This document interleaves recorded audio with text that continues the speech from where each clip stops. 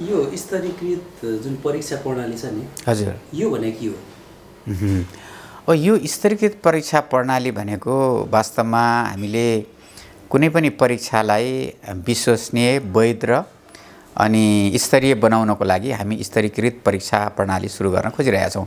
स्तरीकृत भन्नाले चाहिँ के हो त भने एउटा विद्यार्थीको उत्तर पुस्तिका र अर्को विद्यार्थीको उत्तर पुस्तिका, मानौ एक ठाउँको एउटा पालिका र अर्को पालिका, एउटा विद्यालय र अर्को विद्यालयको यो सम्पूर्ण कुराहरू चाहिँ गर्नको लागि हामी टेस्टेड प्रश्नपत्र, जुन प्रश्नपत्रहरू यो प्रश्नपत्रको स्तर चाहिँ एउटै छ भन्ने किसिमको टेस्ट गरेर त्यसपछि हामीले चाहिँ परीक्षा लियौँ भने त्यसलाई चाहिँ स्तरीकृत प्रश्नपत्र भन्छौँ। अब मैले चाहिँ यसलाई बुझाउनलाई के कुरा राख्न चाहेँ भने हामीले अहिले विभिन्न विद्यालयमा विभिन्न शिक्षक साथीहरूले प्रश्नपत्र बनाइराख्नु भएको छ। मानौ एउटा विद्यालयमा चाहिँ एकजना शिक्षकले कक्षा 8 को मानव विज्ञान विषयको प्रश्नपत्र बनाउनु हो र त्यही करिकुलमबाट, त्यही चाहिँ कन्टेन्टबाट हैन, र त्यसको चाहिँ प्रश्नपत्रको उत्तर लेखेर विद्यार्थी पास भयो र विद्यार्थीले ए ल्यायो। अर्को विद्यालयमा चाहिँ पनि अर्को शिक्षकले प्रश्नपत्र निकाल्यो अनि त्यसपछि प्रश्नपत्र निकालेर चाहिँ कुनै पनि विद्यार्थीले परीक्षा दियो, त्यो विद्यार्थीले बी ल्यायो।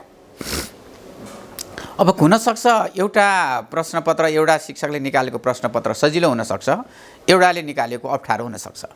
बी ल्याएकोहरूकोमा अप्ठ्यारो प्रश्नपत्रको कारणले त्यो बी चाहिँ ल्यायो, तर चाहिँ अर्को विद्यालयमा अलिकति सजिलो प्रश्नपत्र भएको कारणले ए ल्याएको हुन पनि सक्छ। त्यसैले यो दुईटालाई चाहिँ तुलना गर्नको लागि एउटा र अर्को चाहिँ बराबर ग्रेड ल्याएका चाहिँ विद्यार्थीहरूलाई छुट्टा छुट्टै प्रश्नपत्रबाट चाहिँ हामीले जाँचेर त्यसलाई चाहिँ हामीले त्यो परीक्षा चाहिँ त्यो प्रश्नपत्रहरू स्तरीकृत भएको भन्न सक्दैनौँ। हामीले के गर्न सक्छौँ भने त्यस्ता खालका प्रश्नपत्रहरू जहाँ चाहिँ हामीले टेस्टेड गरिसकेपछि विभिन्न हिसाबबाट हामीले चाहिँ के छ भने त्यो टेस्टेड गर्ने किसिमको कुराहरूमा विभिन्न हिसाबबाट चाहिँ प्रश्नपत्र टेस्ट गरेर प्रश्नपत्रको स्तर एउटै बनाइसकेपछि त्यो स्तर एउटै प्रश्नपत्रबाट विभिन्न विद्यार्थीले जाँचिसकेपछि त एउटा विद्यालय र अर्को विद्यालय, एउटा पालिकाको विद्यार्थी र अर्को पालिकाको विद्यार्थीलाई हामीले चाहिँ त्यसको चाहिँ स्तर चाहिँ नाप्न सक्यौँ। त्यसैले हामीले स्तरीकृत गर्न खोजेको कुरो के हो त भन्दाखेरि टेस्टेड प्रश्नपत्र, पहिले नै चाहिँ परीक्षण गरिएका प्रश्नपत्र र त्यसपछि परीक्षामा पनि त्यही किसिमको चाहिँ उस्तै किसिमको वातावरण बनाउने र उत्तर पुस्तिका परीक्षण गर्नको लागि पनि वास्तवमा परीक्षकहरू जो हुनुहुन्छ, परीक्षकहरूले चाहिँ कुनै पनि एउटा नर्म्सको आधारमा मार्किङ स्किम भन्छौँ हामीले, उत्तर कुञ्जिका भन्छौँ, उत्तर कुञ्जिकामा पनि अब्जेक्टिभ हैन, सब्जेक्टिभिटी मन लागेको अनुसार चाहिँ आफ्नो एउटा दृष्टिकोण भयो, एकजनाले एक हिसाबले दिने, अर्को शिक्षकले एक किसिमले दिने भयो भने त फरक हुनसक्छ, भेरिएसन हुनसक्छ। त्यसले त्यो भेरिएसन नभइकन नतिजा प्रकाशनसम्म पनि यो चाहिँ सुरुवात प्रश्नपत्र निर्माणदेखि लिएर उत्तर पुस्तिका परीक्षण गरेर नतिजा प्रकाशन गर्नसम्मको लागि हरेक हिसाबबाट एउटा समान हिसाबबाट कुनै किसिमको ठाउँमा भेरिएसन नभइकन व्यवस्थित हिसाबले, गुणस्तरीय हिसाबले चाहिँ हामीले परीक्षा सञ्चालन गर्ने किसिमको कुराहरू जुन छ त्यसलाई चाहिँ हामीले स्तरीकृत परीक्षा चाहिँ भन्छौँ र त्यस हिसाबबाट अगाडि बढ्ने हो। यो स्थानीय तहसम्म कसरी पुर्यायो भने स्थानीय तहसम्म अहिले चाहिँ हामीले 77 जिल्लाका हरेक, अहिले पहिलो चरणमा 77 जिल्लाका 3 विषयका अङ्ग्रेजी, गणित र विज्ञान विषयका शिक्षकहरूलाई पहिलो चरणमा चाहिँ हामीले यो तालिम दिएका छौँ। उहाँहरूलाई चाहिँ एउटा मुख्य प्रशिक्षक बनाएका छौँ। अहिले यो मुख्य प्रशिक्षक बनाउने कुराहरू नेपालगञ्जमा अनि त्यसपछि चितवनमा र अहिले चाहिँ विराटनगर गरेर हामीले एक चरणमा यो सक्यौँ।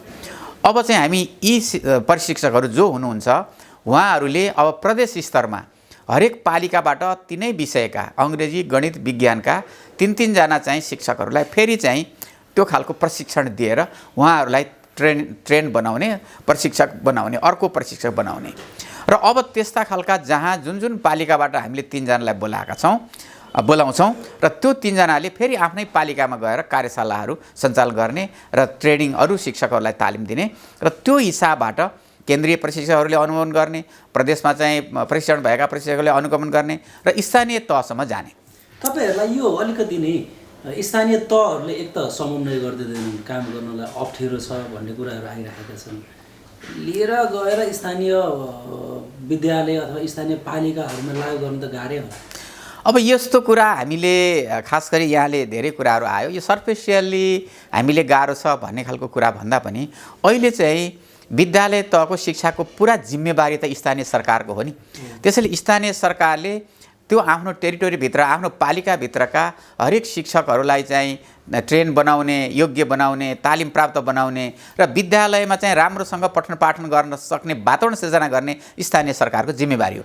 र एउटा कुरा के त भने हामीले केन्द्रले पनि सङ्घीय तहबाट फेसिलिटेसन, टेक्निकल, प्राविधिक सहयोग पुर्याउने कुराहरू राष्ट्रिय परीक्षा बोर्डले त्यो खालको संयोजन गर्छ र स्थानीय पालिकाहरूले आफ्नो भित्रका सबै शिक्षकहरू, आफ्नो पालिकाभित्रका शिक्षकहरूलाई तालिम दिने कुराहरू स्थानीय पालिकाले गर्ने हो। जबसम्म हामीले चाहिँ स्थानीय पालिकाहरूले संयोजन गरेर त्यहाँभित्रका हरेक पालिकाभित्रका शिक्षकहरूलाई तालिम दिन सक्नुहुन्न। हाम्रो सबैको मुख्य फोकस के हो त भने कक्षा कोठाको शिक्षण सिकाइ राम्रो गर्ने हो नि। कक्षा कोठाभित्र पठन पाठन राम्रो गर्नको लागि परीक्षा प्रणाली पनि राम्रो चाहियो। त्यसैले परीक्षा प्रणाली जबसम्म प्रश्नपत्र निर्माण, उत्तर पुस्तिका परीक्षणसम्मका कुराहरू, नतिजा प्रकाशनसम्मका कुराहरू जबसम्म राम्रो हुँदैन तबसम्म हामीले चाहिँ एकैचोटि परीक्षाको नतिजा आइसकेपछि अङ्क ल्याएन, ग्रेड ल्याएन अथवा राम्रो पढेन, पास भएन, फेल होइन, यो खालको कुराहरू चाहिँ गर्नु हुँदैन। त्यसैले पनि हामी के हो त भने स्थानीय पालिकाको जिम्मेवारी, प्रदेशको जिम्मेवारी, सङ्घीय सरकारको जिम्मेवारी, शिक्षा भनेको सबै तहका सरकारको साझा जिम्मेवारी शिक्षा हो। त्यसो भएको कारणले पनि स्थानीय पालिकाहरूको यो जुन विद्यालय शिक्षाको जिम्मेवारी भएको हुनाले यसमा चाहिँ स्थानीय पालिकाहरूले पूर्ण सहयोग गर्नुहुन्छ भन्ने मलाई लाग्छ। र यो कुराहरूमा चाहिँ मैले यहाँसँग के निवेदन गर्न चाहेँ भने हामी केन्द्रीय तहमा पनि गाउँपालिका महासङ्घ, नगरपालिका सँग पनि समन्वय गरिरहेको अवस्था पनि छ। हामीले भर्खरै केही दिन अगाडि शिक्षा मन्त्रालय र गाउँपालिका महासङ्घ बीच चाहिँ समन्वय भएको छ र परीक्षाको सन्दर्भमा राष्ट्रिय परीक्षा बोर्डसँग पनि गाउँपालिका महासङ्घसँग हामी सहकार्य गर्ने गरी निर्णय चाहिँ गरिसकेका पनि छौँ। त्यसो भएको कारणले पनि यो लाइनमा चाहिँ हामीले स्थानीय तहसम्म पुग्ने कुरा आखिर जिम्मेवार त स्थानीय सरकारको, हामीले त के हो त भन्दाखेरि सहयोग गर्छौँ भनिरहेका छौँ नि। त्यसैले यो टेक्निकल सहयोग गर्ने जिम्मेवारी हाम्रो हो। त्यसैले प्राविधिक सहयोग हामीबाट दिने र प्रशासनिक रूपले व्यवस्थापन गर्ने कुराहरू स्थानीय सरकारको भएको हुनाले यो कुराहरू अगाडि बढ्छ भन्ने कुराहरूमा म विश्वस्त छु। पहिलाको र अहिले जुन यहाँहरूले चलाइरहनु भएको प्रशिक्षण छ नि, हजुर, यो त्यतिखेरको परीक्षाको र अहिलेको परीक्षामा के फरक छ? होइन, यस्तो छ, परीक्षाको कुराहरू त सबै ठाउँमा भइरहेकै छ होइन, परीक्षा भइरहेकै छ। अब हामीले हेरौँ कतिपय सन्दर्भमा विगतमा यहाँले चाहिँ सुन्नुभयो कि कुनै परीक्षा एउटा राष्ट्रिय रूपमा लिने जुन यो बाह्य परीक्षा, विशेष गरी कक्षा 8 को, कक्षा 10 र कक्षा 12 को परीक्षा बाह्य परीक्षा होइन, राष्ट्रिय रूपमा लिने 12 र 10 को र स्थानीय पालिका तहमा लिने कक्षा 8 को। त्यसैले यस्ता परीक्षाहरूको सन्दर्भमा पहिला लिने परीक्षाहरू के हो त भन्दाखेरि शिक्षकले चाहिँ आफ्नो ठाउँहरूमाबाट लिने कुराहरू, जस्तै मैले उदाहरण दिउँ कि कक्षा 10 को परीक्षा, एसई परीक्षा जुन हामीले भन्छौँ, एसई परीक्षाको सन्दर्भमा विभिन्न प्रदेशहरूमा छुट्टा छुट्टै प्रश्नपत्रबाट चाहिँ परीक्षा सञ्चालन हुन्छ। अब तर नतिजा एकै ठाउँमा निस्कने हो, एउटै नतिजा हो र कुनै प्रदेशका प्रश्नपत्रहरू शिक्षकले बनाएका प्रश्नपत्रहरू हुन्। शिक्षकले बनाएको प्रश्नपत्रहरू कुनै टेस्ट गरेर यो बराबर छ भनेर टेस्ट त गरिएको त छैन नि अहिलेसम्म। हामीले चाहिँ अहिलेसम्म टेस्ट नगरेका प्रश्नपत्र यो ठिकै होला, बराबरै होला भनेर चाहिँ हामीले त्यो खालको चाहिँ प्रश्नपत्र चाहिँ परीक्षा लिएका छौँ। तर त्यसो हुँदाखेरि जब चाहिँ परीक्षा हुन्छ, परीक्षामा चाहिँ कतिपय सन्दर्भमा चाहिँ कुनै प्रदेशको चाहिँ सजिलो, कुनै प्रदेशको चाहिँ अप्ठ्यारो भएको अवस्था पनि हामीले देख्यौँ नि। एउटा कुरा यो। दोस्रो कुरा के छ भने परीक्षामा चाहिँ परीक्षण गर्दाखेरि, उत्तर पुस्तिका परीक्षण गर्दा शिक्षकहरूबाट जाँचिएको जुन उत्तर पुस्तिका छ त्यसमा धेरै भेरिएसन आएको अवस्था पनि यहाँहरूले देख्नुहुन्छ। कतिपय चाहिँ विद्यार्थीहरूको चाहिँ उत्तर पुस्तिका रिटोटलिङ पुनः परीक्षण गर्दाखेरि फेल भएको विद्यार्थी पास भएको अवस्था चाहिँ पनि छ होइन। त्यसैले यो कुराहरू त त्यस्तो भेरिएसन नआओस्, जुन हिसाबबाट प्रश्नपत्रहरू पनि टेस्टेड हुन् र एउटै स्तरका हुन् र चाहिँ त्यो किसिमको अङ्कमा पनि फरक नआओस्। किनभने परीक्षाको सन्दर्भ हेर्दाखेरि हामीले चाहिँ स्तरीकृत प्रश्नपत्र एउटा कुरा भयो र त्यसपछि परीक्षाकै सन्दर्भमा पनि स्तरीय परीक्षा चाहिँ भयो भने त्यो लाइनमा अन्तिमसम्म पनि हामीले कुनै पनि परीक्षाको कसैसँग विश्वसनीयताको कुरा, त्यसको स्तरका कुरा होइन, त्यसको चाहिँ के अरे भ्यालिडिटी यो चाहिँ यो सम्पूर्ण विषयहरूलाई चाहिँ हामीले चाहिँ एउटा जुन विश्वस्त बनाउन सकिन्छ त्यो लाइनमा चाहिँ हामी अगाडि बढेका छौँ। र अबको सन्दर्भमा हामी जुन टेस्टेड प्रश्नपत्रबाट चाहिँ परीक्षा लिन्छौँ, टेस्टेड प्रश्नपत्रबाट परीक्षा लिँदाखेरि एउटै स्तरका प्रश्नपत्र हुने भए र अब चाहिँ जुम्लाका विद्यार्थीले ल्याएको चाहिँ हैन जुन किसिमको अङ्क मतलब जुम्लाका विद्यार्थीले चाहिँ परीक्षा दिने र अरू चाहिँ काठमाडौँको विद्यार्थीले परीक्षा दिने प्रश्नपत्रमा एउटै स्तर हुन्छ। यो एउटा प्रश्न भयो, कुरा भयो। र अर्को दोस्रो कुरो के हो त भन्दाखेरि अब त्यस्ता खालका प्रश्नबाट लिएका चाहिँ जुन परीक्षा छ त्यसको उत्तर पुस्तिका परीक्षण गर्ने सन्दर्भमा पनि शिक्षकहरूलाई त्यही किसिमको मार्किङ गर्नको लागि तालिम दिने र उहाँहरूले चाहिँ जाँचेको चाहिँ कुराहरूमा पनि कुनै किसिमको भेरिएसन नआओस् भन्ने लाइनमा उत्तर कुञ्जिका निर्माण गर्ने र त्यसपछि भेरिएसन नआइकन चाहिँ उत्तर पुस्तिका परीक्षण गर्ने कुराहरूसम्म चाहिँ हामी पुग्ने लाइनमा अगाडि बढेका छौँ। कार्यान्वयन गर्नलाई सजिलो छ? होइन, कार्यान्वयन गर्ने कुराहरू त हामीले सजिलो त कुन ठाउँमा सजिलो छ? सजिलो त सबै ठाउँमा सजिलो छैन। मेहनत गर्न पर्यो। मेहनत नगरिकन हामी गर्छौँ भनेर त्यो कमिटमेन्ट नभइकन होइन सबैले चाहिँ त्यसलाई चाहिँ मेरो जिम्मेवारी हो भनेर चाहिँ नमानेसम्म त पूर्ण रूपले कारण हुन त सक्दैन। त्यसैले यो कुराहरूमा सबैको जिम्मेवारी हो र हामी सबै यतातर्फ लाग्न पर्छ। विद्यालय तहदेखि विद्यालयका शिक्षकहरू, अभिभावकहरू, स्थानीय सरकार र केन्द्रीयसम्म, प्रदेश र केन्द्रीय सरकारसम्म चाहिँ त्यो सम्पूर्ण कुराहरूमा यो काममा अगाडि बढेपछि चाहिँ हामीले कार्यान्वयन गर्न नसक्ने कुरा छैन कि हामी एउटा योजनाबद्ध हिसाबले अगाडि जानुपर्छ र कार्यान्वयन गर्न सकिन्छ। मलाई लाग्छ मैले चाहिँ कार्यान्वयन गर्न नसक्ने चाहिँ कुनै किसिमको त्यस्तो देखेको छैन, तर यसलाई क्रमशः मेहनत गर्दै जानुपर्छ भन्ने मेरो मान्यता छ। यो त विद्यालयहरूले नै पहिलो कुरा त हरेक कक्षाको परीक्षाबाट सुरु गर्नुपर्छ। एकदमै त्यो कुरो यो चाहिँ यो हामीले अहिले कक्षा 8, कक्षा 10, 12 मात्रै होइन कि यो प्रश्न जुन परीक्षा सुधार गर्ने कुराहरू तल्लै कक्षादेखि सुधार गर्ने। यहाँ दुईवटा कुरा छ। एउटा अहिले हामी आन्तरिक मूल्याङ्कनका कुराहरू छन्, दोस्रो बाह्य मूल्याङ्कनको कुरा छ। हामीले स्तरीकृत परीक्षा जुन आन्तरिक मूल्याङ्कनको के अरे बाह्य मूल्याङ्कनको कुरा भन्यौँ, अब आन्तरिक मूल्याङ्कनलाई पनि त्यही किसिमको विद्यार्थीको पोर्टफोलियो बनाउने, विद्यार्थीको जसरी आधारभूत तहमा कक्षा 1 देखि 3 सम्म सबै आन्तरिक हिसाबले चाहिँ शिक्षकले मूल्याङ्कन गर्ने हो। 4 देखि 8 सम्म चाहिँ 50% आन्तरिक मूल्याङ्कन छ, 50% बाह्य मूल्याङ्कन छ। अब हामीले स्थानीय सरकारले बाह्य मूल्याङ्कन गरेर विद्यार्थीको सर्टिफिकेसन गर्छ, प्रमाणीकरण गर्ने किसिमको जुन कुराहरू छ त्यसमा आन्तरिक मूल्याङ्कनलाई पनि त्यत्तिकै महत्त्व दिन आवश्यक छ। त्यसको लागि पनि शिक्षकहरूले उत्तिकै ट्रेन हुनु पर्यो। विद्यार्थीको मूल्याङ्कन गर्ने कुराहरू चाहिँ थाहा नपाएसम्म शिक्षण सिकाइ कसरी गर्ने भन्ने कुरो थाहा हुँदैन।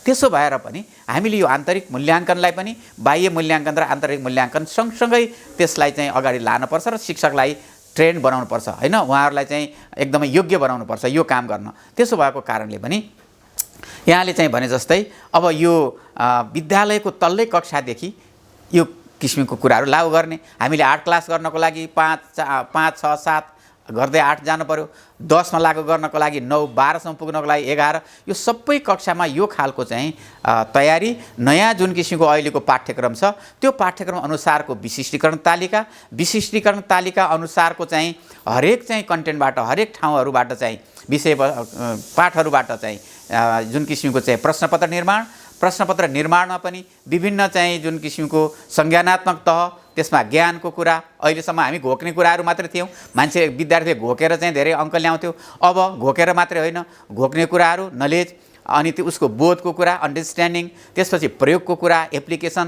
र त्यसभन्दा माथिल्लो चाहिँ उच्च क्षमताको कुरा जुन हायर एबिलिटी चाहिँ भन्छौँ त्यो विद्यार्थीका हरेक पक्षहरूको मूल्याङ्कन गर्ने गरी परीक्षाका चाहिँ जुन प्रश्नपत्रहरू छन् त्यसरी प्रश्नपत्र निर्माण गर्ने र त्यो प्रश्नपत्रबाट परीक्षा सञ्चालन गरेर हरेक विद्यार्थीहरूलाई नेपालभरिका, यहाँलाई चाहिँ मैले भनौँ कि काठमाडौँको विद्यार्थीले A+ ल्यायो भने त्यो प्रश्न त्यही पाठ्यक्रम छ, त्यही चाहिँ पाठ्यपुस्तक छ, त्यही किसिमको परीक्षा गरेको छ, तर हामीले काठमाडौँको विद्यार्थीले ल्याएको विद्यार्थी र अहिले यहाँ मोरङमा चाहिँ ल्याएको विद्यार्थीको स्तर चाहिँ एउटै भएन भने त हामीले चाहिँ त्यो परीक्षाको चाहिँ त त्यस्तो महत्त्व त भएन। एउटै स्तर हुनु पर्यो नि, एउटै पाठ्यक्रम, एउटै विषयवस्तु होइन। त्यसो भएर कुनै पनि एकदमै योग्य विद्यार्थीलाई एउटा पालिकाले चाहिँ धेरै योग्य चाहिँ विद्यार्थीलाई चाहिँ सर्टिफिकेट दिने र अर्को पालिकाले चाहिँ त्योभन्दा कमजोरलाई एउटै किसिमको सर्टिफिकेट, एउटै चाहिँ स्तरको चाहिँ सर्टिफिकेट दियो भने त कुरो मिलेन। त्यसैले हामीले यो लाइनमा स्थानीय तहदेखि सङ्घीय तहसम्म कक्षा 12सम्म पुग्नेसम्म यो विद्यालय तहको चाहिँ यो परीक्षा प्रणालीलाई सुधार गर्ने र यो परीक्षा प्रणालीको सुधारबाट हामीले युनिभर्सिटीसम्म पनि यो खालको सिस्टमलाई चाहिँ अगाडि बढाउने र समग्रमा हामीले के हो त भने शिक्षाको गुणस्तर सुधार गर्न खोजेका छौँ। हामी सबैको जिम्मेवारी त्यो हो। विद्यार्थीको शिक्षण सिकाइ सुधार गर्न खोजेका छौँ।